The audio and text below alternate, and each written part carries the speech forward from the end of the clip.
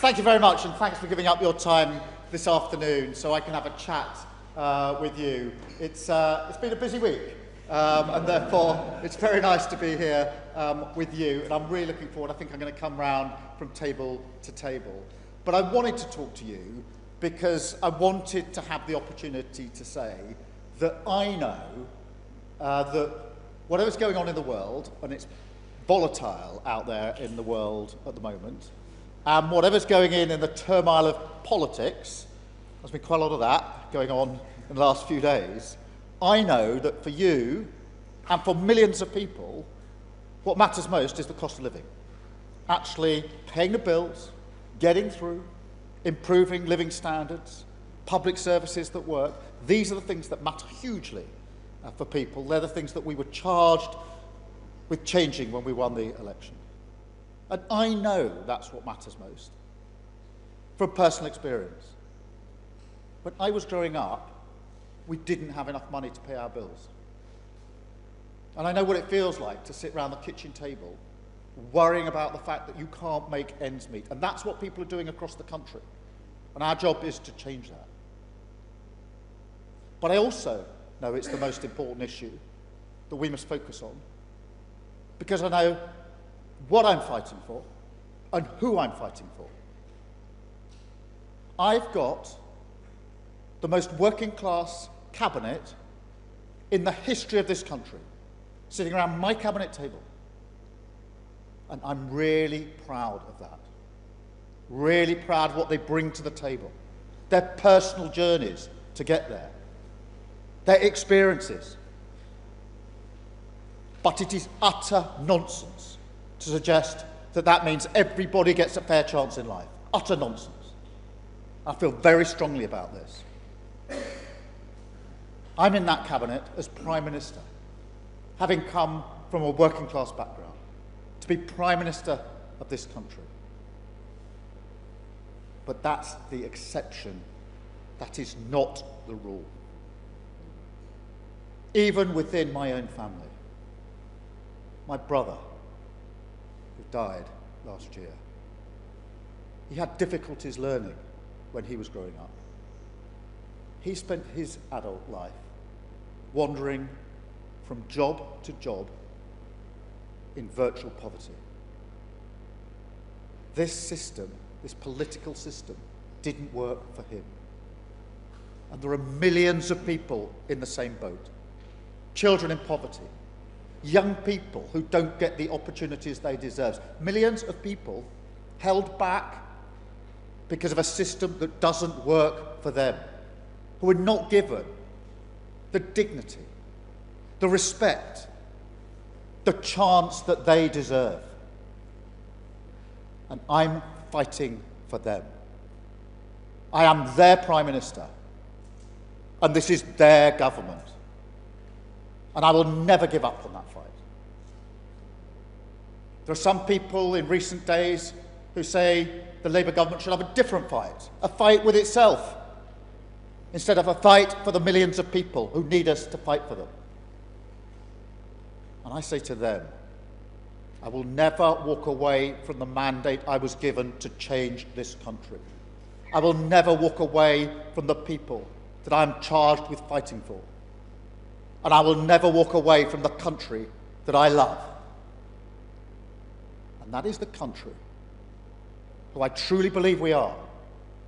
A compassionate, reasonable, live and let live country. A diverse country where given half the chance we'll help each other out. That is who we are as a country, and I want to serve every single part of that country.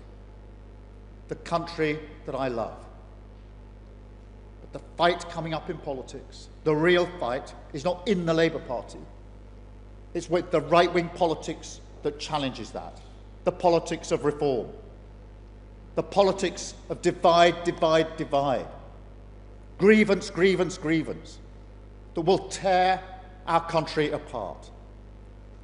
That is the fight that we are in. And I will be in that fight as long as I have breath in my body. Thank you so much for listening to me.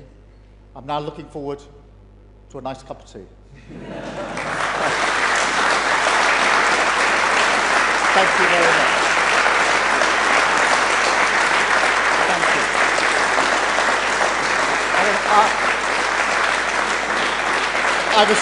I was reliably told that there was a gentleman in an Arsenal scarf here, so if you'll forgive me, I'm going to start there, and I'll come round to see the rest of you. Thank you.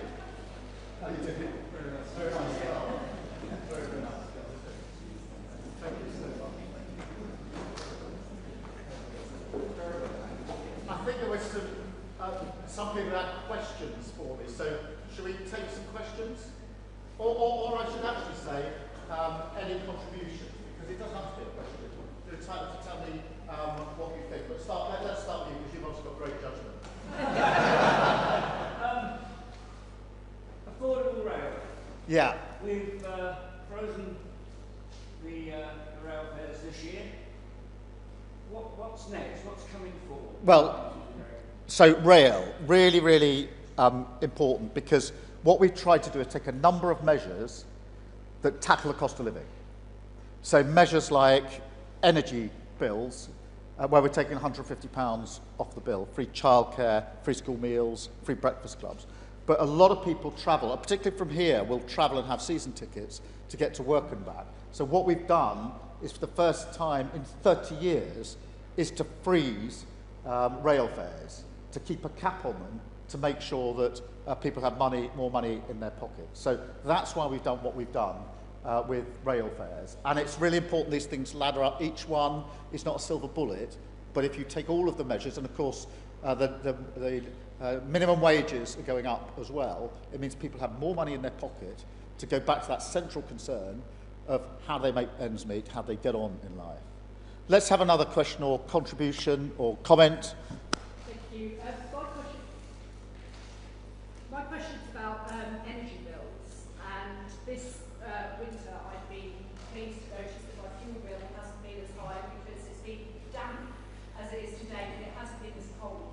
So what's the government going to do for us going forward if we have a cold winter ahead next year? Yeah, so really good, because I think for many people, the energy bill is the one at the moment they worry about the most, particularly in the winter period.